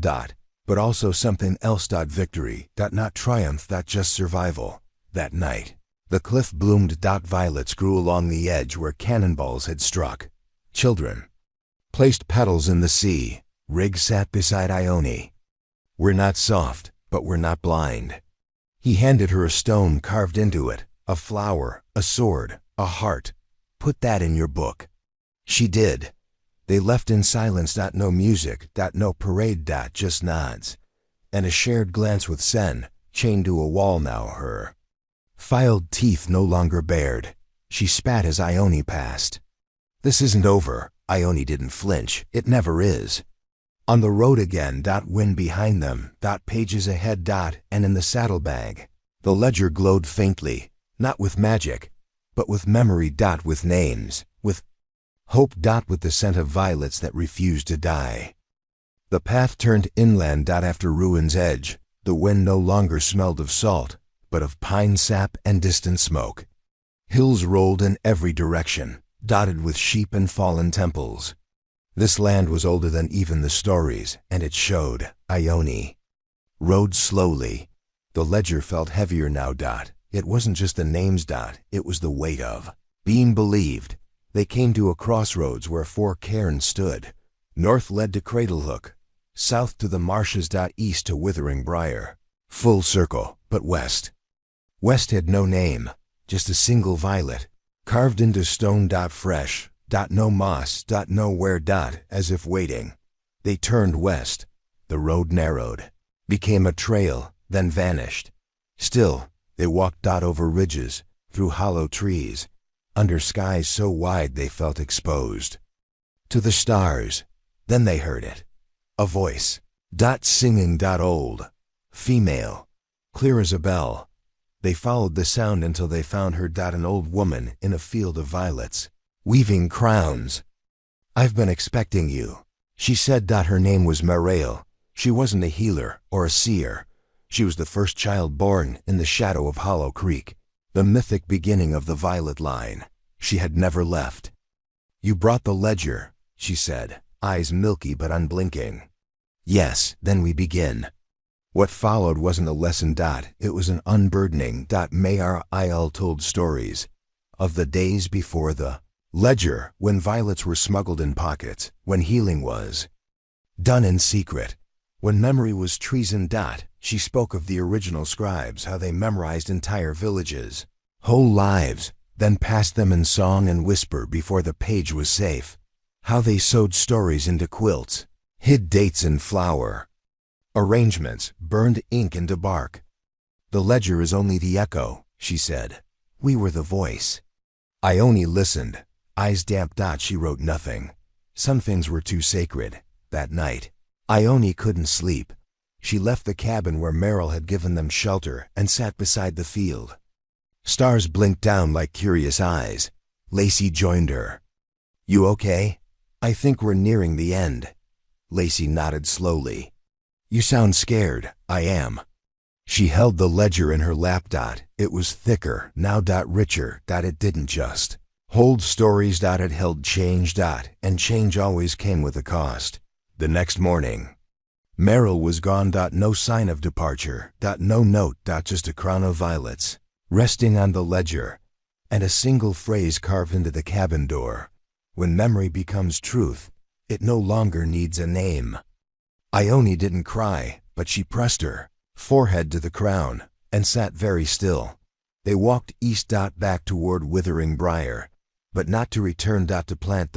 Because every lesson, every town, every scar and bloom, they weren't meant to stay in one place. They were meant to spread. They stopped in small villages now. Places with no names. Carts without wheels.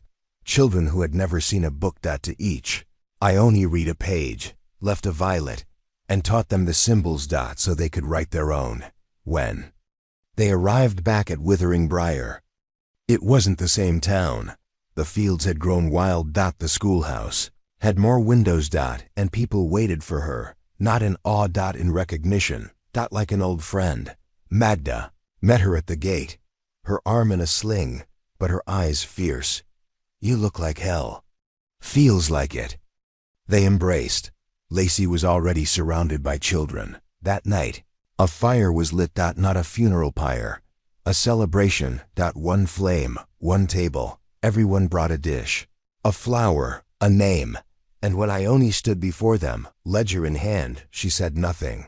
She simply opened it and turned it to face them. They read, they wept. They cheered, and they added.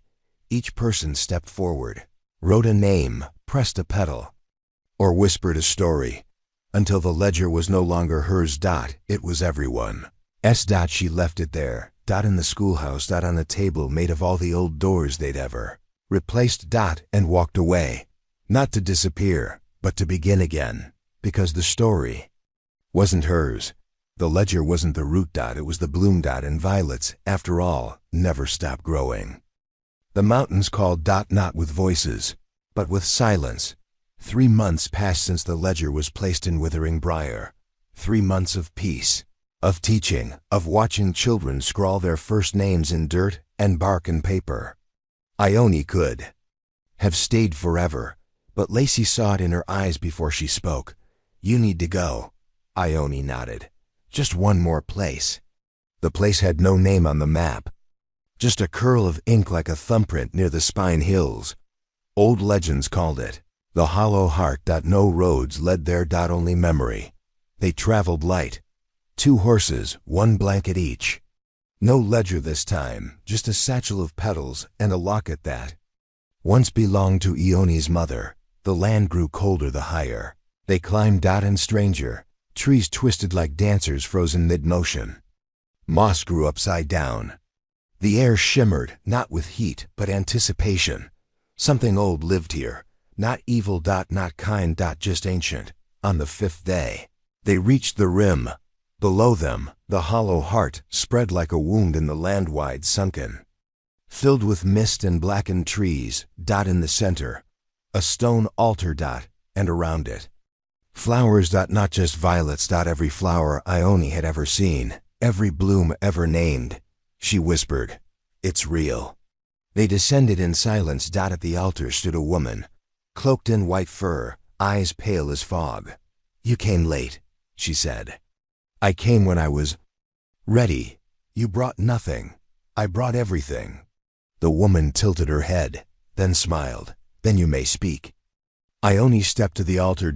It wasn't made of stone, but petrified wood. She placed her mother's locket at its center, then scattered the petals across the surface, each a memory, each a voice.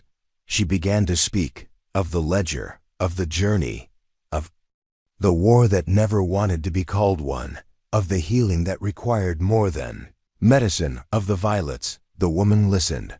Then others appeared. Dozens. Hundreds. Silent. Not ghosts, not spirits. Witnesses. Of history. Of truth.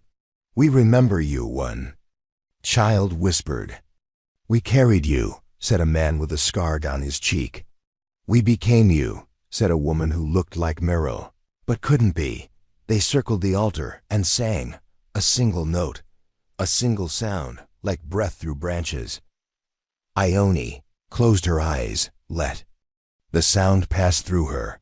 She felt her ribs bloom, her blood sing, and in that moment, she was not one woman, she was many. She was Maris. She was the girl at the well, the boy who shared stew with an enemy. The teacher who rebuilt, the soldier who remembered. When she opened her eyes, the hollow was empty again. The altar remained. So did the locket, but the petals had taken root. All of them. The ground burst with bloom, not just violets. Everything. All colors. All stories.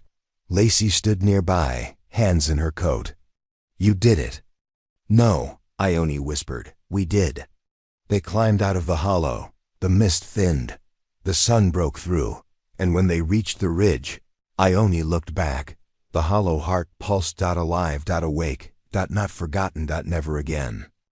The wind was different now. Not a warning, not a memory, but a song. For the first time in years, Ione wasn't carrying the ledger.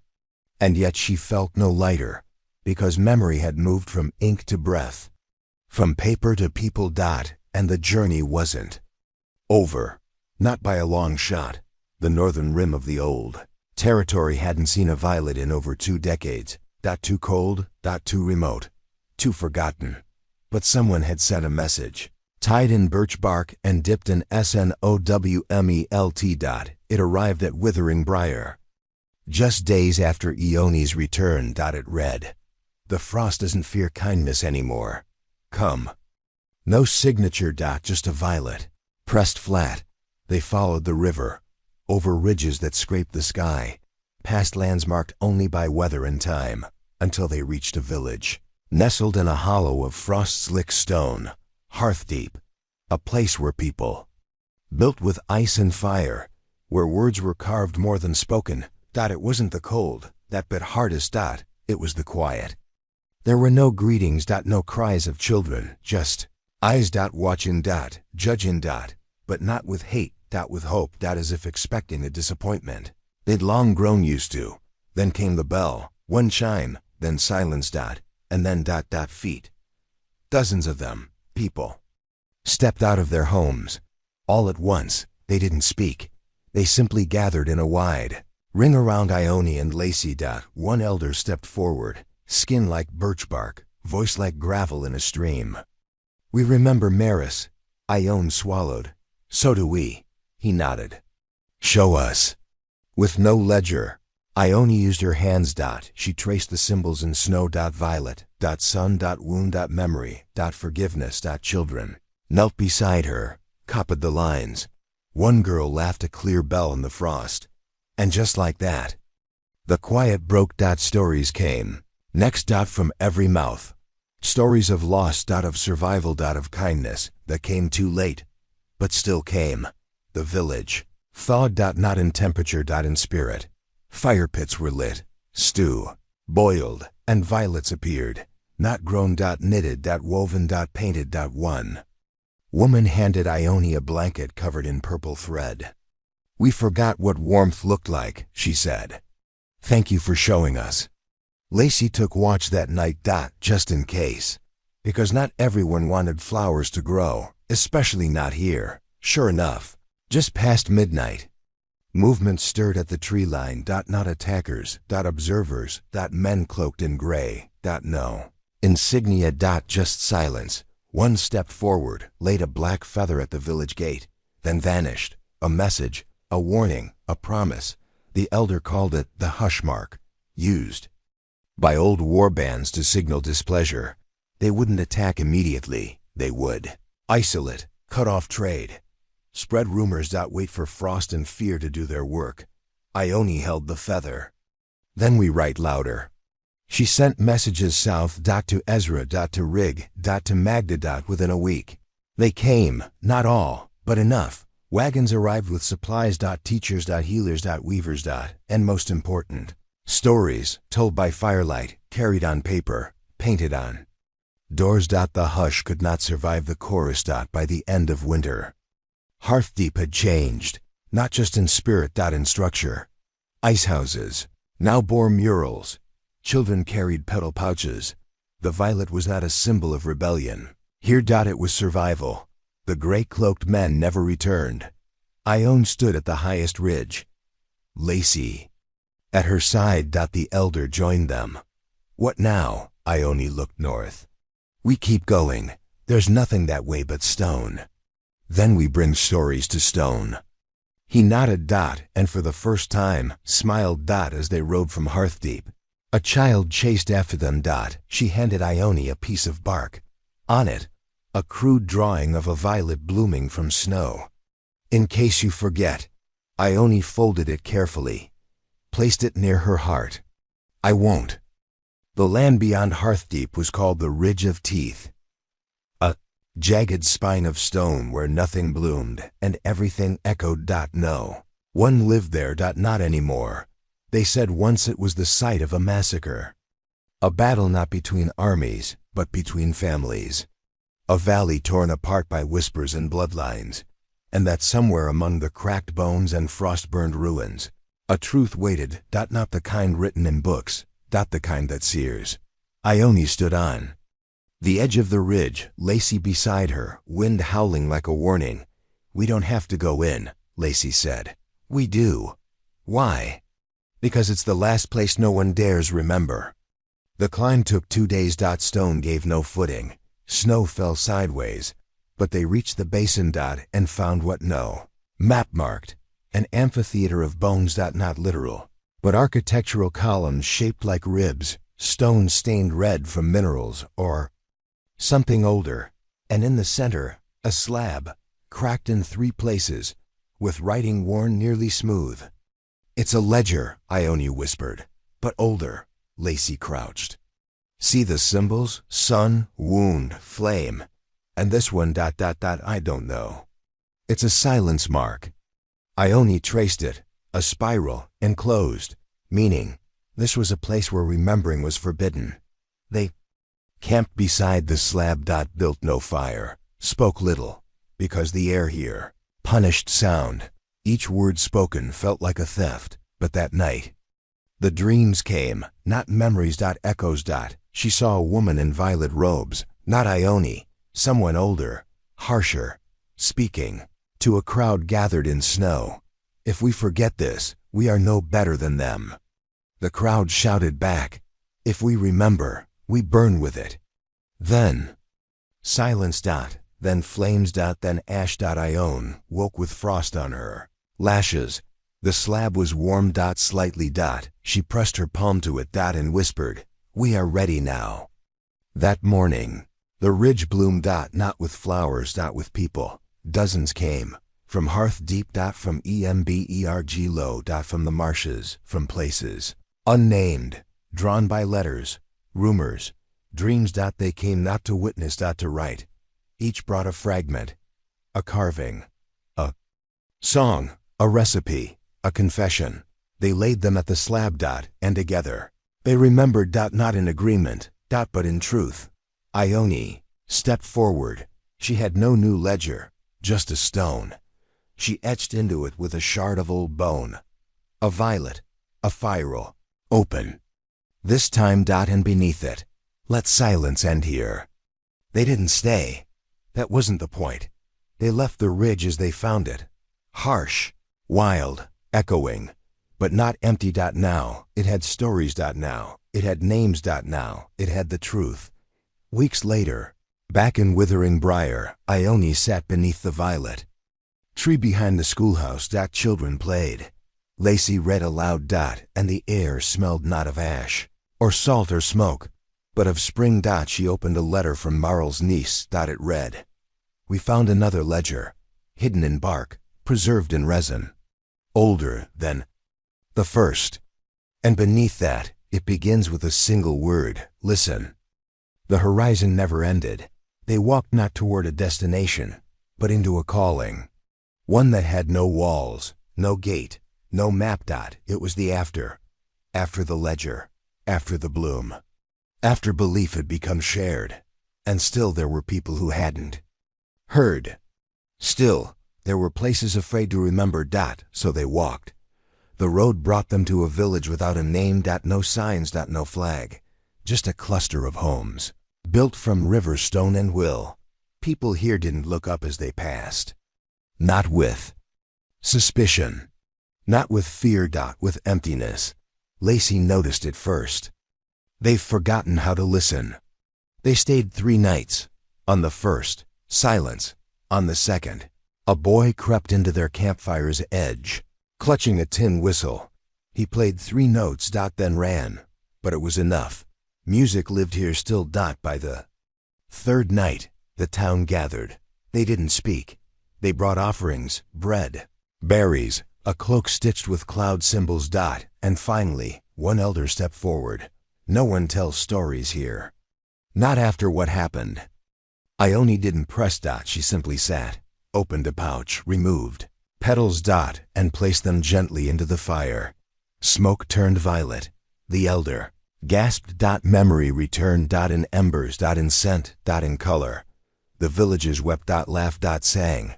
They didn't tell Ione their stories. They told each other. And that was the point. From there, they moved on. And each village after became a verse in a greater song. A lakeside commune where every child drew their dreams in ash and hung them on pine branches. A cave monastery where monks had preserved the sound of every storm for 30 years, calling it the Thunder Archive. A desert settlement where women brewed memory tea, each cup tasting of a different day from your past. Everywhere they went, stories already existed. They didn't bring violets.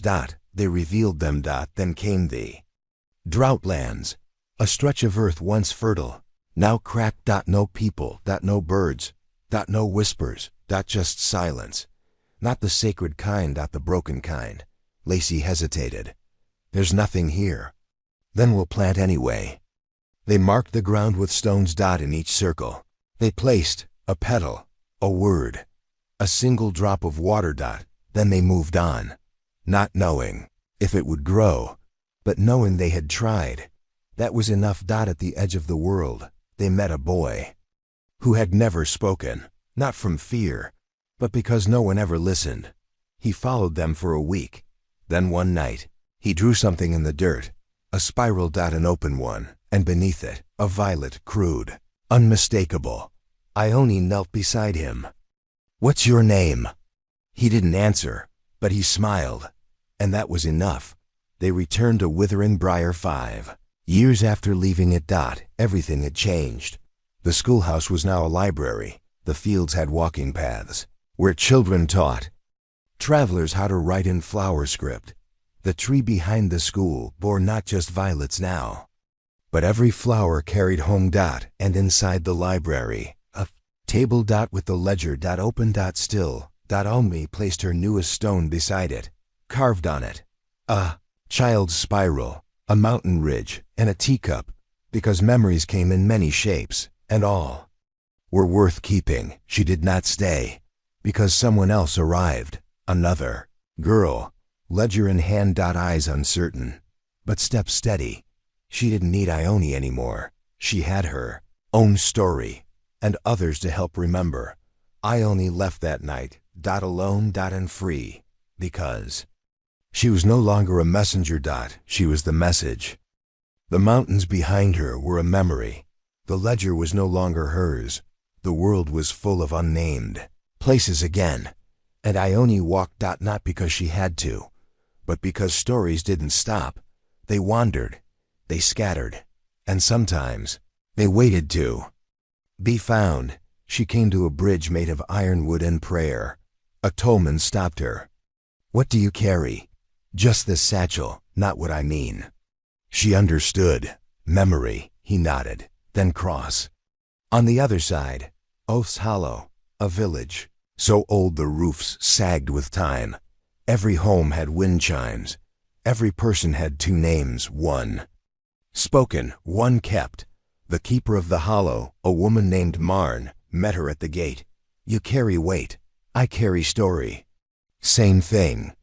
She stayed a season. Not to teach. To learn. In the hollow. They remembered differently. They didn't write. They hummed. Every name became a tune. Every history, a rhythm. They taught her the humming songs.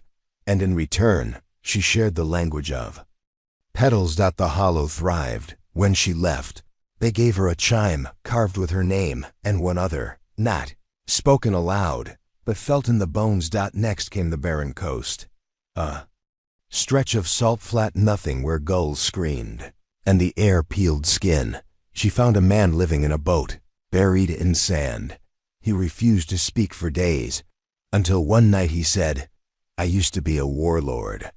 Ione said nothing. He continued, "I don't want forgiveness. I want forgetting." She shook her head. "Forgetting berries, remembering heals."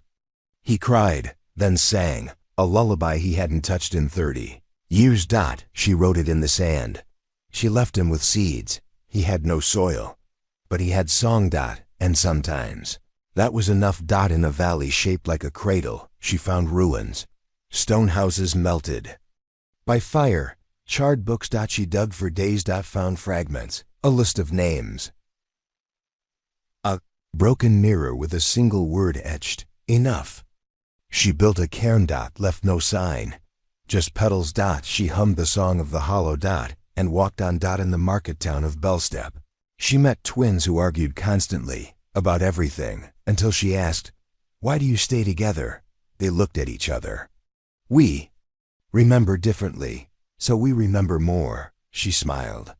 "Then teach me both." They did. And for the first time, she recorded a story in two voices. Seasons turned. The satchel grew heavier. Not with pages. With gifts. A glass marble from a blind girl who said it held the color of the sky. A piece of bark etched with laughter. A single button from a coat never finished, worn by a woman who survived 3 winters alone. Each item a chapter, each memory alive. In the red orchard, trees bore fruit that tasted like childhood. A woman there gave her a fruit. Bite it and you'll relive your favorite day. Ione held it for a long time, then gave it to a child. I already remember, she said. She came to the sea. The real one. Waves roared, salt stung. And on the shore, a man building a ship from driftwood. She asked why. To carry stories across. What's on the other side? He smiled. Not answers, just more listeners. She helped him build for 7 days. They didn't speak much. Words weren't needed. Just hands. And belief. When the ship sailed, she didn't board. She stayed. Because the world behind her still had silent places. And now they waited for her. Dust whispered in every step. The land she entered was called Miravale. Once a great kingdom. Now a memory warped by silence. Stories here were forbidden. Not by law. By fear. And yet, as Ione walked through the empty arches of a fallen palace, she knew something waited. Not to be told. To be heard. Children followed her. Not out of curiosity. Out of hunger. Not for food. For sound. They had heard humming once. They said, before the great hush. Before the Riverstone massacre. Before the order took the tongues of those who spoke against forgetting. Ione sat in a courtyard filled with weeds. She began to hum. Soft. Simple.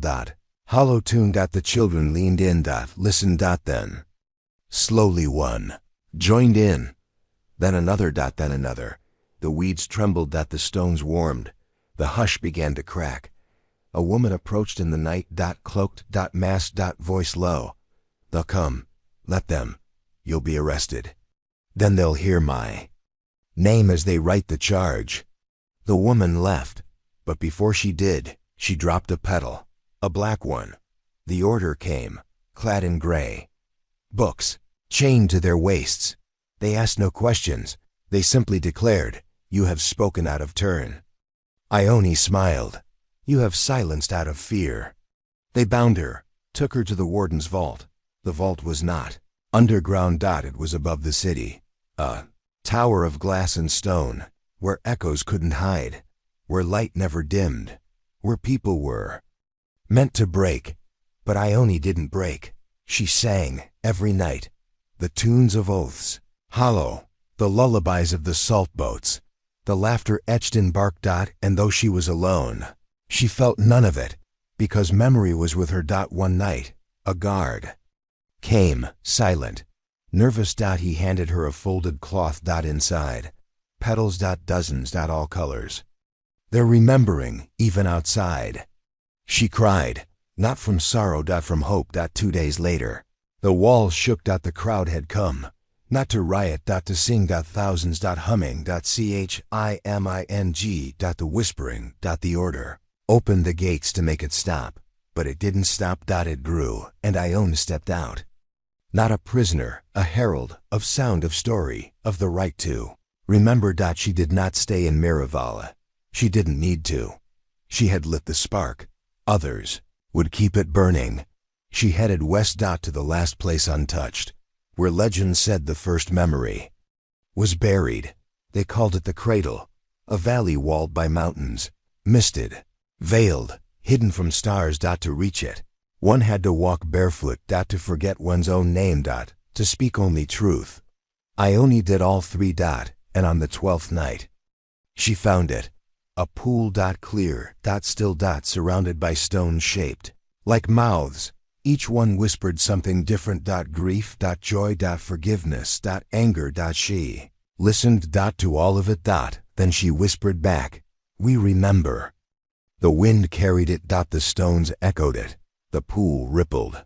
And beneath the surface, something glowed. She reached in, pulled out a single stone, etched with every symbol she had ever known, and one new spiral turned inward, meaning rest. She lay beneath the stars. And for the first time in years, she let herself sleep without dreams, not because there were none left, but because the world was singing them now. The stone glowed in her hand. Not from heat, From memory. From meaning. From all the lives it had touched, those she knew, those she didn't. Ione closed her fingers around it and pressed it to her chest. Not to keep it. To return it. Because it was never hers. It belonged to everyone. And so she stood by the pool, breathed deep. And sang. Song with no words. Only breath. Only rhythm. Only remembering. When she left the cradle, the valley closed behind her. Not in hostility. In protection. Its work was done. Its story told. She descended the mountains alone, but not empty. Each step carried echoes of others. Lacey's quiet loyalty, Meryl's pain and power, the girl at the river who played 3 notes, the old man in the salt boat who whittled a ship from driftwood, the child who gave her a fruit to relive a day. She already remembered. The ledger. She smiled. It had always been just a beginning. Village waited below. New. Not yet built. Just sketched. People with raw hands and raw hope. They looked up when she arrived. Are you a teacher? No. A preacher? No. Then what are you? She thought for a long time, then answered, a listener. And they welcomed her, together. They raised homes, wove mats, carved symbols into DOORPOSTS. Each symbol, a name, a lesson, a story not to be forgotten. They called the village Dawnbind, because it was the first place where stories were bound not by ink or fear, but by sunrise. She stayed, not forever, but long enough. She helped create a circle, where no one led. Where the youngest told the oldest stories. Where elders asked children for songs, where nothing was too small to remember. A broken bowl, a fox's shadow, the smell of rain on old bricks. One evening, as the fire cracked and petals burned sweet in the air, a child climbed into her lap. Will you tell us the beginning? Ione smiled. There are many beginnings. Which one? The one with the girl. The one they called worthless.